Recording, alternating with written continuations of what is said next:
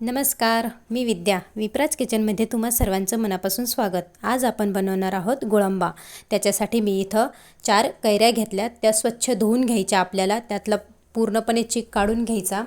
स्वच्छ धुवून झाल्यानंतर आपल्याला त्या कॉटनच्या कपड्यांनी स्वच्छ पुसून घ्यायच्या।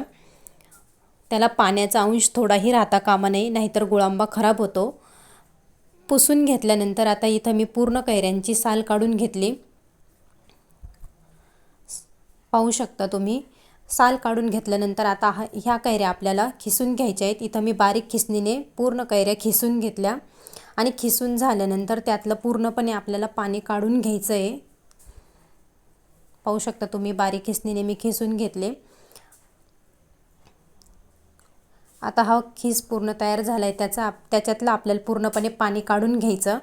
पाणी त्यात राहता कामा नये, नाहीतर गुळांबा खराब होतो।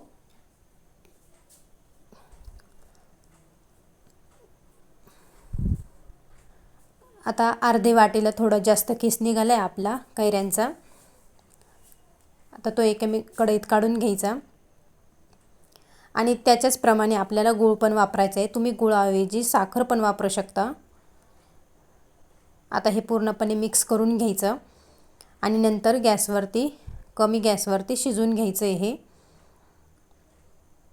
आणि त्याला सारखं हलवत राहायचं जेणेकरून ते खाली लागणार नाही। व्यवस्थित पूर्णपणे मिक्स करून घ्यायचं। खायलाही खूप सुंदर लागतो हा गुळांबा आणि वर्षभर आरामात टिकतो। फक्त त्याला पाण्याचा हात लागता कामा नये।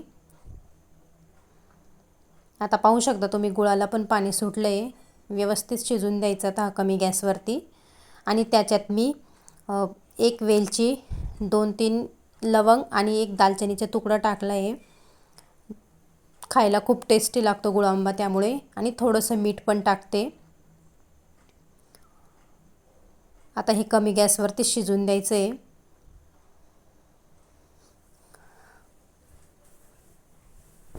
पाहू शकता तुम्ही, किती छान असा कलर आला आहे गुळांब्याला आपल्या। आता हा झाला आहे तयार। आता तुम्ही हा स्टोअर एका काचेच्या बरणीत करू शकता, वर्षभर आरामात टिकतो। पाहू शकता किती सुंदर असा गुळांबा तयार झाला आहे आपला। खायलाही खूप छान लागतो। इथं मी एक काचेची बरणी घेतली, स्वच्छ धुवून पुसून घेतली आणि त्यात आता हा गुळांबा स्टोअर करून ठेवणार आहे। तुम्ही नक्की ट्राय करा। व्हिडिओ आवडल्यास लाईक, शेअर आणि सबस्क्राईब करायला विसरू नका। धन्यवाद।